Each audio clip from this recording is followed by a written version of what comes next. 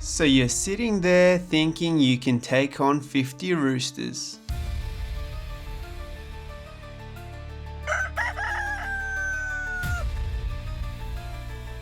I beg to differ.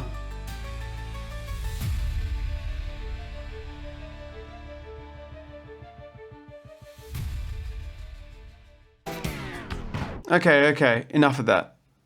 Before we can judge the outcome of this fight, we have to understand what the average man really is. The average man stands at about 5'9", weighs in at around 190 pounds, and spends most of his day hunched over a desk, tapping away at a keyboard.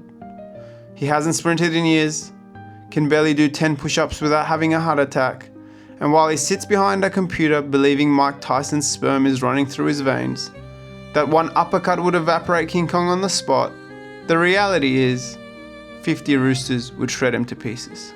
But not you. You sitting down eating chips while watching this video. You're not the average person. You're God's finest creation, built to face the impossible and come out victorious. 6'2", 210 pounds of pure throbbing muscle, 3 legs, a former college athlete, track and wrestling, cardio for days, reflexes like a cat on cocaine, strength like a caffeinated gorilla who just found out his children aren't his, more rage than a Karen wanting to speak to the manager, pain tolerance? You don't even know what that is. You don't just fight, you strategize, you move with purpose, adapt under pressure, and know how to use your momentum to your advantage. If anyone has a chance at surviving this feathered onslaught, it's you. But will it be enough? Well, I guess there's only one way to find out. Let's meet the average rooster. The average rooster may not look like much, but underestimate him and you've already made your first mistake. Just standing over 2 feet tall and weighing around 6 pounds, he's lean but built for combat and has just finished clapping the cheeks of a dozen hens. He can flap at a speed of up to 15 miles per hour and leap over 4 feet into the air, turning his entire body into a feathery missile of rage. His claws, razor sharp, evolved through generation for slashing, digging, and leaving permanent scars. His beak? Small, but it's not the size that matters, it's how he uses it. It's fast, capable of delivering sharp, repeated strikes with surgical precision on your tender genitals. And then there's the spur. What's a spur, you ask? A bony, wrinkly, dagger-like growth sticking out of the back of each leg. Basically nature's way of saying, I've come to bury you 6 feet under. It's designed by nature to pierce, rip, and disfigure. But it's not just the weapons, it's the mindset. Roosters are territorial, aggressive, and unpredictable. They're not just here for you. They're here to take everything. Your house, your wife, your kids. Once provoked, they won't back down. Their coordination is primal, chaotic. One distracts, another strikes your left nut. You're not fighting a bird, you're fighting instincts in its purest, most unrelenting form.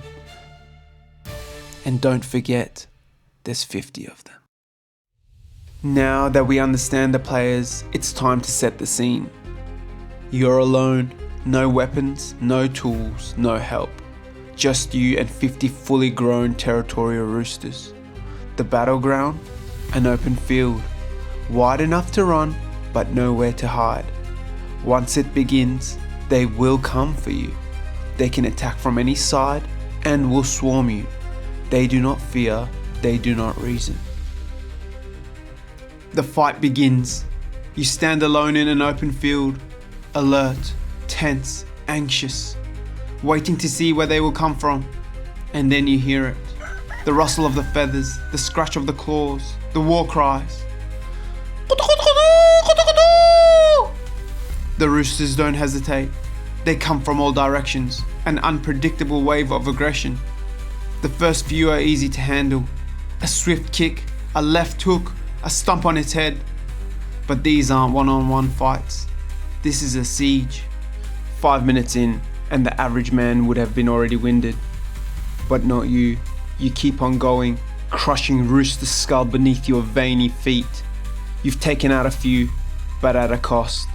Your arms are scratched, your legs are bleeding. Every time you kick one away, 3 more take its place. You try to create space, backpedaling, circling, but the field offers no cover. The Roosters don't give up. You have to adapt. You start using tactics, grabbing one rooster by the throat and swinging it like a club, positioning fallen bodies as obstacles, trying to funnel them in.